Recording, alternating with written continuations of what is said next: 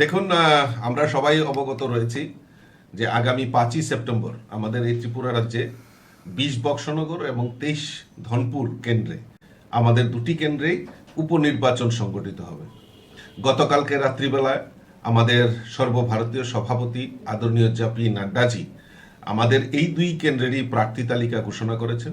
20 বক্সনগর থেকে প্রতিদ্বন্দ্বিতা করছেন আমাদের তোফাজ্জল হোসেন এবং 23 ধনপুর থেকে আমাদের প্রার্থী হয়ে নির্বাচন লড়াই করছেন আমাদের বিন্দু দেবনাথ, যিনি মণ্ডল সভাপতি।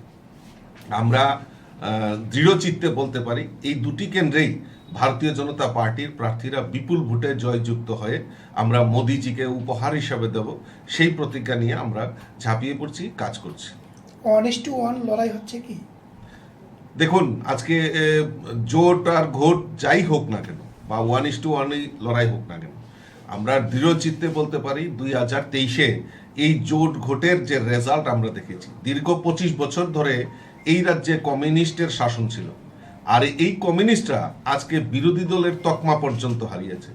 আর যেই কংগ্রেস এত বছর বিরোধিতা করে এই ত্রিপুরা রাজ্যে তার রাজনৈতিক অবস্থান ছিল, আজকে শুধু কয়েকজনের তাদের ব্যক্তিগত রাজনৈতিক চরিত্রকে চরিতার্থ করার জন্য সেই কমিউনিস্টের সঙ্গে আঁতাত করে 2023-এ নির্বাচনে লড়াই করেছে।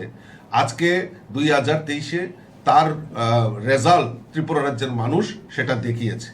তো এই কারণে জোট ভোট যাই হোক বা 1:1 লড়াই হোক না কেন, আমাদের দৃঢ় বিশ্বাস যে আগামী যে আমাদের দুটি বিধানসভা নির্বাচন হচ্ছে, উপনির্বাচন হচ্ছে, সেখানে আমাদের প্রার্থীরাই বিপুল ভোটে জয়ী হবে। কারণ আমাদের রাজ্যে ডাবল ইঞ্জিনের সরকার, কেন্দ্রে নরেন্দ্র মোদীজি সরকার, রাজ্যে আমাদের মুখ্যমন্ত্রী প্রফেসর ডক্টর মানিক সাহাজির নেতৃত্বে যে সরকার, এই সরকার সমাজের প্রত্যেকটা অংশের মানুষের জন্য যে কাজ করছে, তাই দৃঢ়চিত্তে বলতে পারি মানুষ ভারতীয় জনতা পার্টির সঙ্গে রয়েছে, ভারতীয় জনতা পার্টিকে বিশ্বাস করে এবং ভারতীয় জনতা পার্টির সঙ্গে থেকে আগামী দুটি উপনির্বাচনেই ভারতীয় জনতা পার্টির প্রার্থীদেরকে বিপুল ভোটে জয়যুক্ত করে পাঠাবে।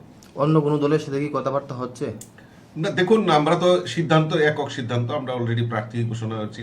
আর আমাদের জোট রয়েছে, আমাদের আইপিএফটির সভাপতিকেও আমি কথা হয়েছে, আমাদের আইপিএফটির মন্ত্রীও আছেন শুক্লাচরণ নোয়াতিয়া, উনিও আজকে একটা বুথে গিয়ে সেই কর্মসূচিতে অংশগ্রহণ করবেন এবং আমি সভাপতির সঙ্গে কথা বলবো।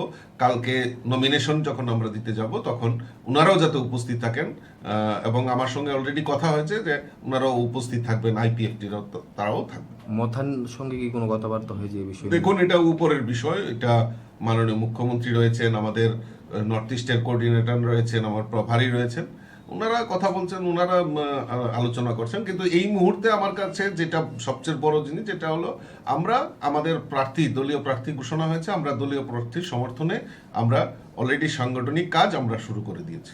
আগামীকালকে কিভাবে নমিনেশন দেওয়া হবে? দেখুন, আগামীকালকে আমরা এখনই আমি আমার অফিস বেয়ারার এবং তাদের সঙ্গে আমি কথা বলছি, মোর্চার প্রতিনিধি তারাও আছেন, মাননীয় মুখ্যমন্ত্রীর সঙ্গে একটু আগে আমার কথা হয়েছে। আমরা আগামীকালকে সোনামুড়াতেই দুটি আসনেই সেখানে নমিনেশন আমরা জমা দেব। সেখানে উপস্থিত থাকবেন আমাদের রাজ্যের মুখ্যমন্ত্রী প্রফেসর ডক্টর মানিক সাহাজি, কেন্দ্রীয় মন্ত্রী, এমপি এবং আমাদের রাজ্যের সমস্ত মন্ত্র পরিষদের সদস্য থেকে শুরু করে আমাদের রাজ্যের নেতৃত্ব, মোর্চার নেতৃত্ব, সকলে মিলে আগামীকালকে আমরা নমিনেশন সাবমিশনে আমরা উপস্থিত থাকব। জয় নিয়ে কতটুকু আশাবাদী? আর যেহেতু গতবার যে বিধানসভা হয়েছিল সেখানে বক্সনগরের হারের মুখ দেখতে হয়েছিল, কি মনে করছেন? দেখুন, ধনপুর সিট তো আমরা অলরেডি 2023-এ আমরা সেখানে নির্বাচিত হয়েছিল আমাদের প্রার্থী প্রতিমা ভূমি। তো ধনপুরের স্থিতি আমাদের সব ঠিক রয়েছে এবং বক্সনগরেও আমরা 2018 এবং 2019-এ 2018-তে বিধানসভা নির্বাচন, 2019-এ আমাদের যেই লোকসভা নির্বাচন এবং পরবর্তীতে 2023-এ আমাদের সেখানে যে ভোট রয়েছে মাত্র অল্প মার্জিনে সেখানে আমরা পরাজিত হয়েছি।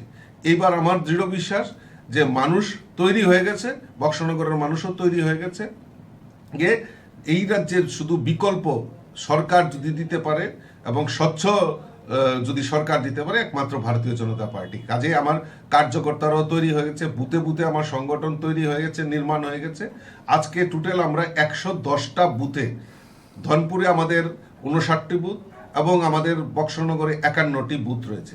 এই টোটাল 110টা বুথে আমরা একযোগে আজকে বিকাল 3টা থেকে আমাদের সেখানে বিধায়ক বিধায়িকা মিনিস্টার আমাদের রাজ্য নেতৃত্ব মোর্চা নেতৃত্ব সকলে মিলে একযোগে আমরা সমস্ত 110টা বুথে থেকে আমাদের কর্মসূচি এবং এই নির্বাচনকে সামনে রেখে প্রচার অভিযান আমরা শুরুয়াত করতে যাচ্ছি।